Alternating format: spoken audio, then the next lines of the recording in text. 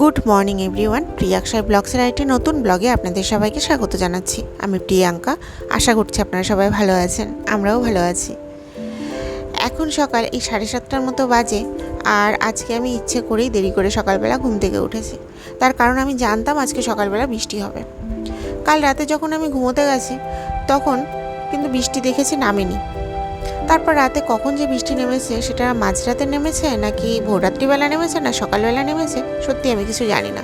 তবে সকালবেলা যখন আমার একবার ঘুমটা ভেঙেছিল প্রথমে, তখন কিন্তু ঠিক বুঝতে পারছিলাম বাইরে বৃষ্টি হচ্ছে।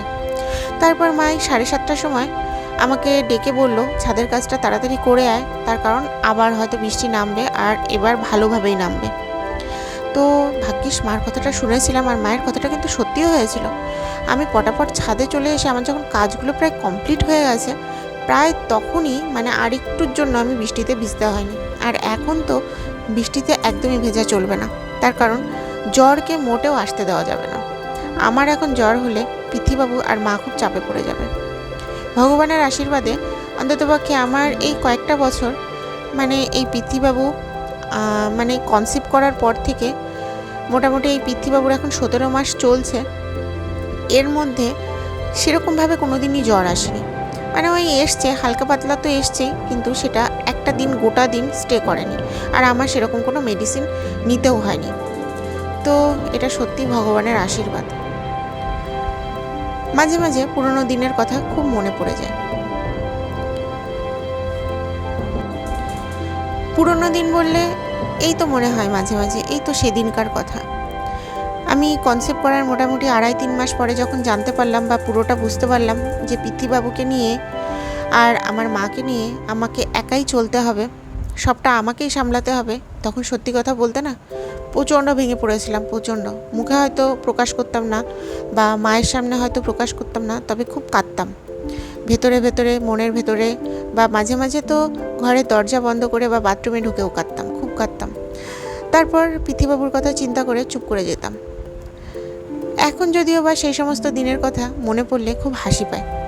আমার তো মনে হয় এখনই ভালো আছি, এটাই বেস্ট হয়েছে।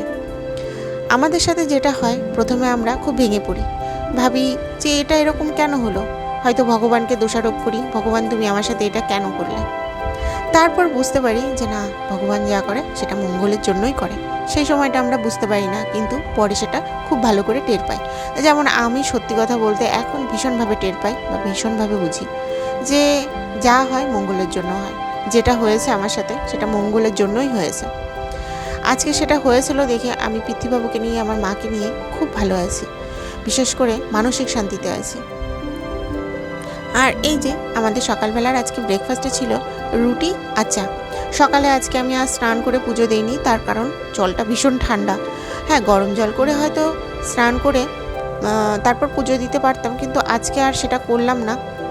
আজকে একবারে দুপুরবেলায় করব। আর এই যে এই মাছগুলো মা আজকে বাড়ি থেকে রেখেছে। তো যে মাছওয়ালা কাকু আছে, সে জোর করেই একরকমের এই মাছগুলো দিয়ে গেছে। আমাদের নেওয়ার ইচ্ছে ছিল না, কারণ ফ্রিজে প্রচুর মাছ আছে, বিশেষ করে ইলিশ মাছ। তারপরও মাছগুলো কিন্তু বেশ ভালো ছিল, প্রত্যেকটা মাছ কিন্তু টাটকা জ্যান্ত ছিল। আর মাছগুলো বেশ বড় বড় সাইজ। এই সাইজের কই মাছটা না একদমই ধরতে গেলে আমাদের এই লোকাল যে বাজার আছে সেখানে পাওয়া যায় না, খুব কম। কপাল খুব ভালো থাকলে হয়তো পাওয়া যায়, তাও এতগুলো পাওয়া যায় না। তো একদিক দিয়ে এই মাছগুলো কিনে কিন্তু আমরা ঠকিনি, লাভই করেছি। আর দামেও তুলনামূলক বাজারের তুলনায় অনেকটাই কম নিয়েছে। আর এই যে দুপুরবেলা বলতে এখন মোটামুটি 3:45 মতো বাজে, আর আমি এই তো স্নান করে পুজো করতে চলেও এসেছি। তো অনেকটা দেরি হয়ে গেছে, তার কারণ মা মাছগুলোকে কেটেছে। আজকে আমাদের রান্না ছিল না, যেহেতু আগের দিনের মাটনটা ছিল। আর আগের দিনের বলতে তাও মনে হয় মাটন 1 দিন কি 2 দিন আগের হবে, তার কারণে এই 2 দিন মাঝখানে আমরা মাটন খাইনি। প্রচণ্ড গরম পড়েছিল, আর এই গরমের মধ্যে মোটেও মাটন খেতে ইচ্ছে হচ্ছিল না। সেদিন খেয়ে তো খুবই ভুল করেছিলাম। তো ভাবছিলাম যেদিন বৃষ্টি হবে সেদিন বের করব। তো আজকে আমাদের কোনো রান্নাবান্না হয়নি। তো সেই কারণে মা মাছগুলো কেটেছে, আর মাছ কাটতে অনেকটা দেরি হয়ে গেছে। যেহেতু কই মাছ ছিল, কই মাছ কাটতে অনেক টাইম লাগে, আর কই মাছের কাটা ভীষণ শক্ত থাকে। মায়ের অনেক টাইম লেগেছে, তবে মা কেটেছে বলেই হয়তো তাড়াতাড়ি করতে পেরেছে। আমি হলে আরও বেশি টাইম লেগে যেত। আর পিতৃবাবু খেয়ে দিয়ে ঘুমিয়ে পড়েছে অনেকক্ষণ আগেই। আর এবার আমি যাই দুপুরবেলার খাবার খাবো। আর এখন তো বলেই দিলাম। আর আমার মোটামুটি খাবার খেতে খেতে মোটামুটি 4:30 পৌনে 5টার মতো বেজেই গেছিলো। আর এই যে আমাদের মাটন আর আজকে সাদা ভাত, আর অন্য কিচ্ছু করেনি। প্রথম কথা সময় ছিল না, অনেকটা লেট হয়ে গেছিলো। মায়ের মাছ কাটতে কাটতে আবার পিতৃবাবুর খিচুড়ি ছিল, মাছ ভাজা ছিল, আবার আমাদের এগুলো গরম করতে হয়েছে, তো অনেকটা লেট হয়ে গেছিলো। আবার আমার অনেক কাজ ছিল, যেহেতু সকালে আজকে পুজো করিনি, তো এগুলো করতে করতে অনেক লেট হয়ে গেছে। আর আমি এই যে একসাথে নিয়েই বসে পড়েছি পিতৃবাবুর পাশে। আবার ও কখন ঘুম থেকে উঠে পড়ে, যদি আবার মা ছিল তারপরও। আর এই যে সন্ধ্যার সময় পিতৃবাবু ঘুম থেকে উঠে টই টই করে বেড়াচ্ছে। এখন পিতৃবাবু কিন্তু ভালো হাঁটতে পারে, একটু দেরি করে শিখলেও ও কিন্তু খুব কম টাইমে, মানে যেদিন দাঁড়াতে শিখেছে তার মধ্যে মোটামুটি দাঁড়াতে শিখতে পারার, যেদিন আমরা দেখেছি যে ও দাঁড়াতে মানে 1 পা 2 পা করে হাঁটতে পারছে, তার মোটামুটি 2-3 দিন পরেই দেখছি ও কিন্তু বেশ ভালো তত্তর করে হাঁটছে। খুব একটা বেশি টাইম নেয়নি, দেরি হয়েছে, তবে খুব একটা বেশি টাইম নেয়নি। আর ওর আবার কীরকম ব্যাপার, মানে সব কিছু দেরিতে করে কিন্তু পটাপট করে। যেমন দাঁতই তো, দাঁত অনেক পরে উঠেছে পিতৃবাবুর, 1 বছর পরে, মানে মোটামুটি 13 মাসের দিকে যে দাঁত উঠেছে। আর যখন দাঁতগুলো উঠেছে তখন একবারে 8টা দাঁত উঠে গেছে, 1টা 2টো না, 8টা একবারে উঠে গেছে। তো সেই কারণেই বললাম, মানে ও দেরি করে হয় সব কিছু, কিন্তু যখন হয় তখন একদম পটাপট হয়ে যায়, অনেকটাই এগিয়ে যায়। আর এই যে পিতৃবাবু দুষ্টুমি করছে, আর বাইরে কিন্তু মুষলধারে বৃষ্টি হচ্ছে, প্রচণ্ড জোরে জোরে বৃষ্টি হচ্ছে। আর আমি এদিকে সন্ধেও দিয়ে এসেছি।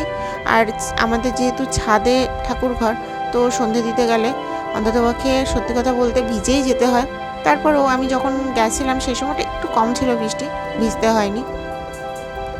আর যেহেতু বৃষ্টি হচ্ছে, তো আজকে অন্ততপক্ষে পিতৃবাবুকে জামাটা পরিয়েছি। তবে এই জামাটা কিন্তু বেশিক্ষণ ওর গায়ে ছিল না, তার কারণ ও ঘেমে যাচ্ছিল যথারীতি, তো তারপর খুলিয়ে দিয়েছি। আর এই যে দুষ্টুমি করেই যাচ্ছে। আর আজকে তাহলে এই পর্যন্তই রাখছি। আমার এই চ্যানেলটিকে আপনারা অবশ্যই সাবস্ক্রাইব করবেন, আর ভিডিওটি ভালো লেগে থাকলে অবশ্যই একটি লাইক করে দেবেন। সবাই ভালো থাকবেন, সুস্থ থাকবেন। আবার কথা হবে একটি নতুন ব্লগে, ততক্ষণের জন্য টাটা।